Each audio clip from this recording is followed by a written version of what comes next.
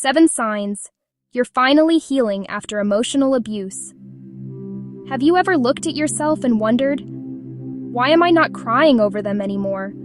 Or maybe you've caught yourself laughing, making plans, feeling peace for a few moments, and then suddenly feeling guilty because you're not hurting the way you used to. Here's what nobody tells you. Healing after emotional abuse doesn't arrive with fireworks.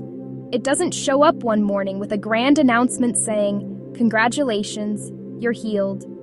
Instead, it whispers. And many times, the signs you're finally healing are so subtle, you don't even recognize them. If you've been wondering whether you're actually moving forward, stay with me. Because sign number 7 surprises almost everyone. Sign number 1, you're thinking about them less and thinking about yourself more. I remember talking to a woman who said, "I still think about him every day. I must not be healing." But then I asked her, "When you think about him, what are you thinking about?" She paused. "Honestly, I'm thinking about what I want, what I need, what I deserve now." See, in the beginning, emotional abuse consumes your mind. You replay conversations, you analyze every text, you wonder what you did wrong. You become obsessed with understanding them. But healing changes the focus. Slowly, you stop studying them, and you start rediscovering yourself. Instead of asking, "Why did they do that?" you begin asking, "What do I want for my life?" That shift changes everything, and what happens next is something many survivors don't expect. Sign number 2, their approval doesn't matter like it used to. There was a time when one compliment from them could make your whole day, and one criticism could destroy your entire week. You walked on eggshells, you monitored your words, you tried to earn love. But healing starts breaking that addiction. One day, you realize something strange. Their opinion doesn't carry the same power anymore. Maybe they text you, maybe they criticize you, maybe they blame you, and instead of spiraling, you simply think, "Okay." Not because you don't care, but because you no longer need permission to feel worthy. That is a huge milestone.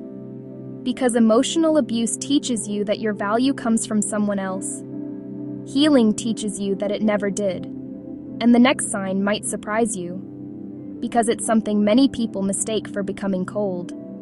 Sign number 3, you're protecting your peace without feeling guilty. You stop answering every call. You don't explain yourself endlessly. You don't argue to prove your point.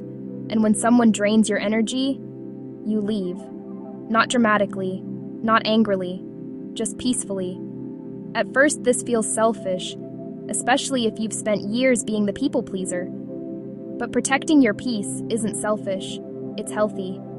For so long, you were trained to prioritize everyone else's emotions, to make everyone comfortable, even at your own expense. Healing teaches you that boundaries aren't walls, they're doors, and you finally decide who gets access. But here's where things become really interesting, because the next sign doesn't feel good at first.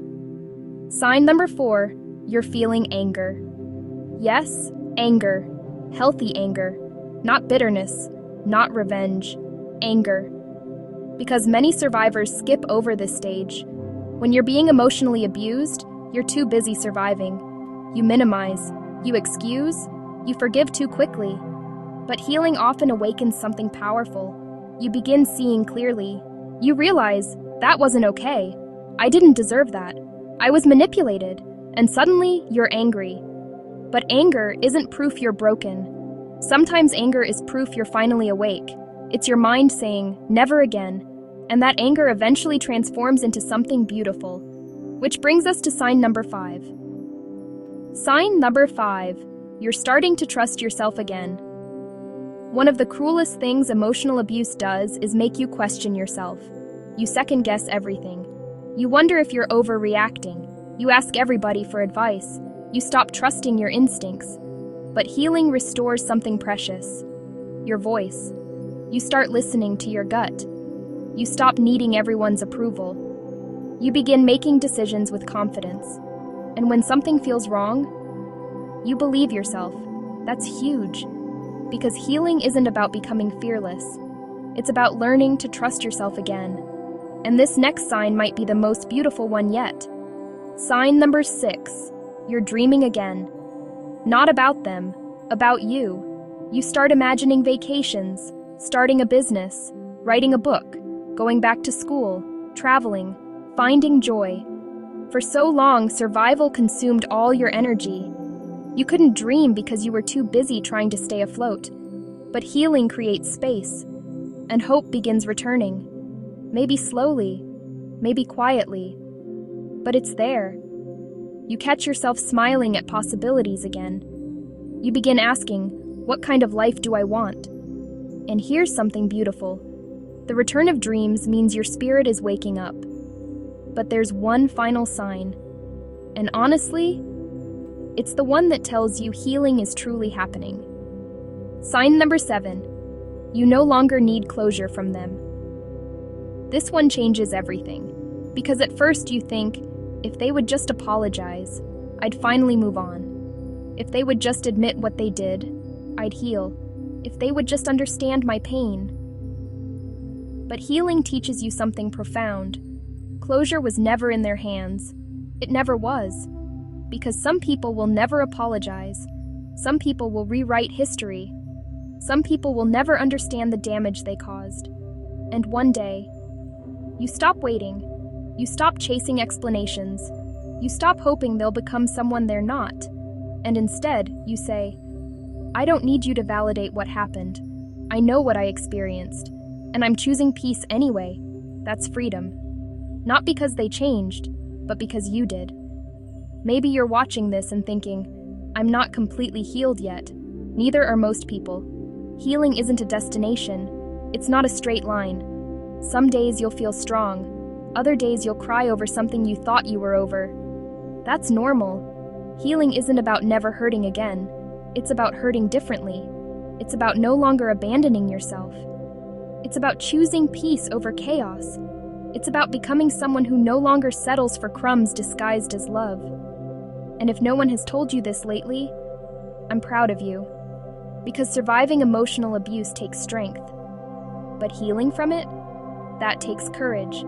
And if even one of these signs describes you, you're farther along than you think. So tell me in the comments, which sign hit home for you the most? And if you're on a journey of healing, self-worth, and emotional recovery, make sure to subscribe. Because you deserve peace.